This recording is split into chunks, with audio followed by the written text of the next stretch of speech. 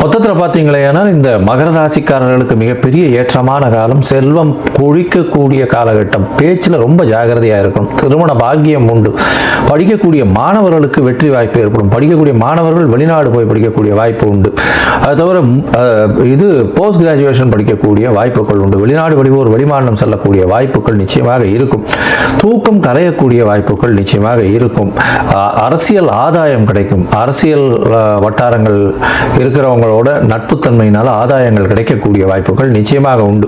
11ஆம் இடம் வலுப்பெற்று போனதுனால மூத்த சகோதர சகோதரிகளோட நல்ல ஒரு ஏற்றம், தொழிலில் அபரிமிதமான ஏற்றம், தர்மகர்மாதிபதி யோகம் இருக்கிறதுனால நல்ல ஒரு ஏற்றம் கிடைக்கக்கூடிய காலகட்டம். பொது காரியங்களுக்கு நீங்கள் செலவு பண்ணக்கூடிய வாய்ப்புகள் நிச்சயமாக உண்டு.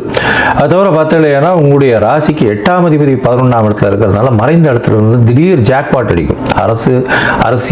அரசியல் பிரமுகர்கள் மூலியமாக நல்ல ஒரு ஏற்றம் கிடைக்கக்கூடிய காலகட்டமாக அமைப்போம். இந்த காலகட்டத்தில் எல்லா நாட்களும் நல்லபடியாக இருக்கும். சில நாட்கள் தவிர அந்த சில நாட்கள்னு சொல்லக்கூடியது சந்திராஷ்டம நாட்கள். சந்திரன் 8ஆம் இடத்துல போய் மறையும் பொழுது சந்திராஷ்டம நாள்னு சொல்கிறோம். இந்த சந்திராஷ்டம நாளில் நிச்சயமாக மனம் பேதளிக்கக்கூடும். அதனால் சரியான முடிவுகள் எடுக்க முடியாத காலகட்டமாக அமையும். இந்த காலகட்டத்தில் புதிய முயற்சி வேண்டாம், வெளியூர் வெளிமாநில பிரயாணம் வேண்டாம்னு சொல்கிறோம். ஒருவேளை பண்ண வேண்டி இருந்தது ஆனால் சந்திரனுக்கு உண்டான எளிய பரிகாரம் அப்படின்னு சொல்லக்கூடியது, உங்களால் முடிஞ்சது ஒரு மோர் வாங்கி தானம் கொடுங்க.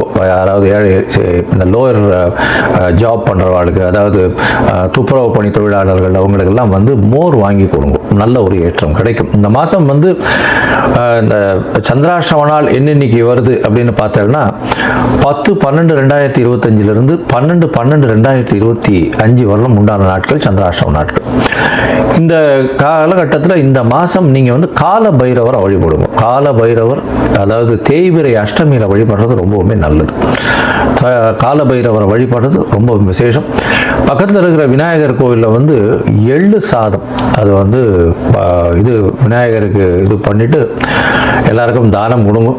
அது ஒரு பெரிய ஏற்றத்தை கொடுக்கும். எள்ளு சாதம் ஆஞ்சநேயர் கோவில்லையோ இல்லைன்னா விநாயகர் கோவில்லையோ சனிக்கிழமை அன்னைக்கு அதை பண்ண சொல்லி எள்ளு சாதம் விநியோகம் பண்ண சொல்லுங்க. உங்களுக்கு வரக்கூடிய கொண்டு இருக்கக்கூடிய எந்த ஒரு கஷ்டங்களும் தவிடுபடியாக மாறக்கூடிய வாய்ப்புகள் நிச்சயம் உண்டு.